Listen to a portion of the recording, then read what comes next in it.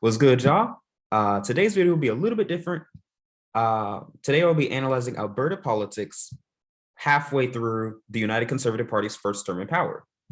And I'm going to be looking at where things are standing right now, halfway between the 2019 and 2023 elections. So let's get started. This is Alberta. Alberta is the fourth largest province in Canada, and it is known for mountains, oil. Calgary and Edmonton are there. It's also known for this guy right here, Jason Kenney. And a few days ago, we found out that the United Conservative Party will be reviewing Jason Kenney's leadership in 2022. This is the current premier, which is the Canadian version of a governor, the provincial version of a prime minister. But how did this happen? Because Jason Kenney led the UCP to a big victory just 2 years ago, right? Look at this.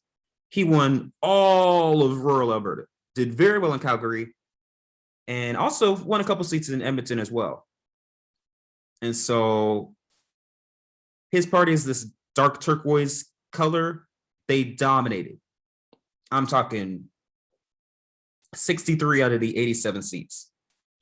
They just blew the NDP out of the water and won a big majority. And the UCP dominated because it was a merger of two parties, the Wild Rose Party and the PC Party, right? They said, well, we keep losing to the left because we're splitting each other's votes away. So let's merge, right? So it was a merger of two conservative-leaning parties in a conservative-leaning province, and it worked. United, the Conservative coalition, did very, very well, winning over 50% of the vote, easily. Kenney was the perfect anti-Trudeau candidate in a province where Trudeau is not very popular. He was elected to stand up to the federal government, fight for oil jobs, and lead the province to economic recovery after the recession that began in 2014. He even established the $30 million pro-oil war room, and was probably the most vocal critic of environmental policy for the federal government out of all the premiers, even more than Scott Moe. But 2 years later, Jason Kenney and his party have tumbled in the polls. So why is that? I mean, look at this. The UCP won a big majority. They were doing very well in the polls 2 years ago. And ever since now, it's basically 40-40. So they had a lead of about 25 points. Now, a lot of polls show that they're losing. This is troubling. So the last four polls even show that the UCP is losing to the New Democrats, which are the center-left opposition party led by Rachel Notley. And the most recent poll by Leger shows the NDP with a 51-30 lead over the UCP. That is embarrassing for a party that won 55% of the vote last election. Of course, that's just one poll. You know, you average out all the recent polls, it's about a 40-40. I would say NDP is probably slightly higher than 40, but it's about a 40-40 matchup. But still, this is shocking because, as I showed you earlier, this was the map of the last election. If the election were held today, it would be a completely different map. There would be a lot more orange. So, looking at COVID-19 cases in Alberta, this is one of the reasons why the UCP struggles so much, right? Handling of the pandemic was not strong. Majority of Albertans disapprove of the province's handling of COVID-19. One of the most embarrassing moments was the holiday travel scandal, right? The UCP told Albertans to stay safe during COVID-19, follow precautions, don't travel, all that. And 9 members of the UCP caucus traveled outside Alberta during the holidays, and 6 of them left Canada as a whole. This map shows, I think, 6 or 7, because 2 more revelations happened after this. But yeah, this looks really bad for the UCP. The second factor is dissatisfaction with the NDP or the UCP is not just about COVID-19. People don't approve them in any way, really.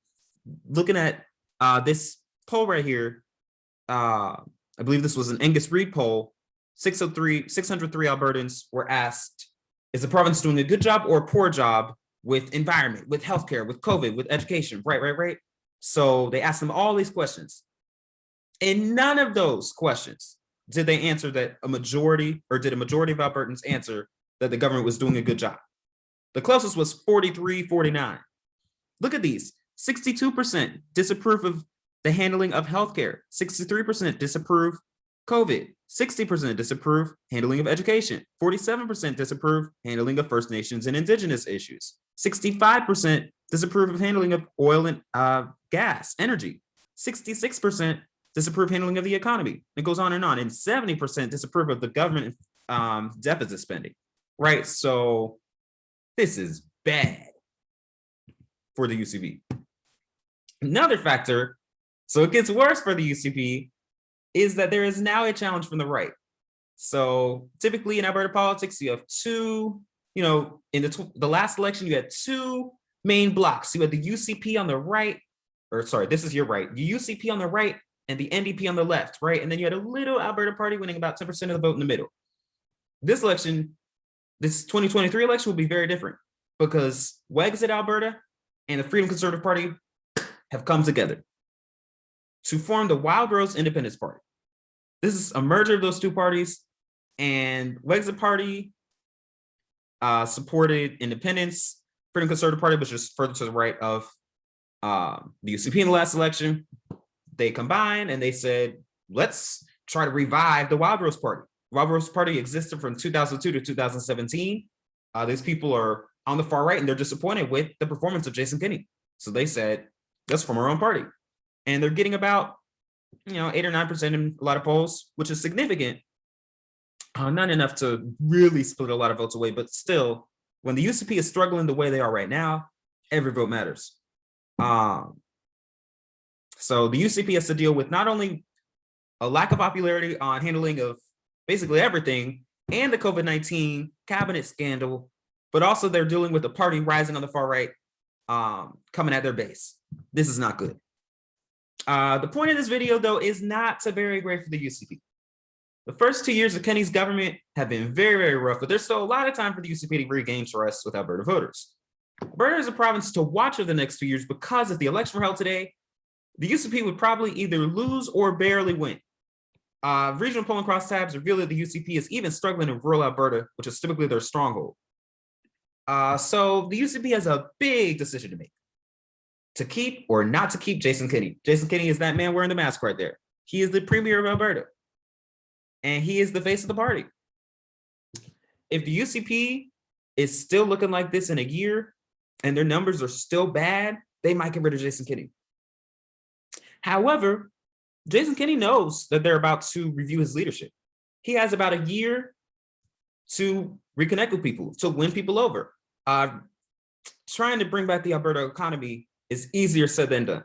However, if he successfully brings the province out of COVID-19, vaccination goes well, all of that, he'll be in a much better position than the one he's in right now. It's hard to get worse than this. Rachel Notley and the NDP are clearly stronger than anyone expected. The UCP needs to be ready for a 2023 rematch. The question is, how will they try to rebound? There are a lot of questions for the UCP. Will they ditch or embrace Jason Kenney, who is not very popular right now? And that's their leader. How will they deal with the rising Wildrose Independence Party without losing support to the centrist Alberta Party or the NDP on the left? These are the questions that I'm asking halfway through the UCP's first term in power. Attached in the description are 2 good links that you can use to follow Alberta election projections. This first one is 338 Canada. As you can see, they are projecting a slight NDP victory in the popular vote. And yeah, MOEs are high, but yeah, you can see that. And then the second one is from Lean Tossup. You can see the map of their provincial election projection. The NDP looks like they're about to sweep Edmonton if the election were today, would do also very well in Calgary, and even win some rural seats. So those are 2 links that are great to look at. And then finally, this is Election Land. This is my website. And this is the link to where you can find the 2019 analysis of the Alberta election and see how the UCP rose to power when it was founded just 2 years before that election. So thanks everybody for tuning in. Hopefully I'll have another video in April. Kind of busy right now, but yeah, thanks for tuning in, and I'll come up with a motto, but you get the point.